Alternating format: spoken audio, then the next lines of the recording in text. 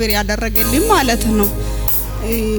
የውጪ ጉዳይ ጀምሬ ነበርና ልክ ሲኦሲን እንደጨረስኩት ኢንተርቪው እንደሰጠሁት በጣም ታመምኩ ገብቼ ማለት ነው።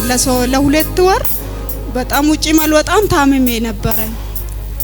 ከዛ እዚህ መጥቼ ነብዬ በቃ ጸለየልኝ አትፍሪ አለኝ።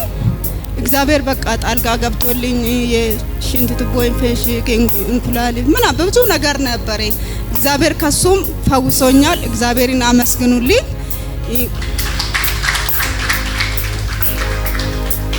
ሁለተኛ ደግሞ የዛሬ 3 ሳምንት ያለፈ 3 ሳምንት ሆነ አላቅም ለእያንዳንዳችሁ የሆነ በቃ የሚመጣላችሁ ነገር አለ ትመሰክራላችሁ ተባለ። አሜን ብዬ ሄድኩት። 5 ቀን ነው ልክ የቆየው ሜዲካሌ መጣልኝ።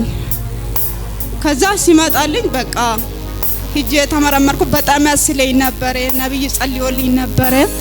ልክ ያለፈ ሰኞ ሳምንት ነበር። እንኳን እኔ ሜዲካሉን የሚያልፈው እንኳን ይቅርና በጣም አስፈራሪ ነበር። ቤተሰቦቼ በሙሉ ታልፋለሽ ያለ ማንም የለም። በጣም ያስለኛል። ልክ እዚህ ጋር ውሃ ጸልዮ አትፍሪ በቃ ታልፋለሽ ብሎ ተስፋ ሰጠኝ። ልክ በሁሉም በቃ በድንቅና ተአምራት ልክ ውሃን ይዤ ሄድኩት። ልክ ወደ ሜዲካል ውስጥ ሊገባ ሲል ኃይለኛ ሳል የሌለም በቃ መጣ።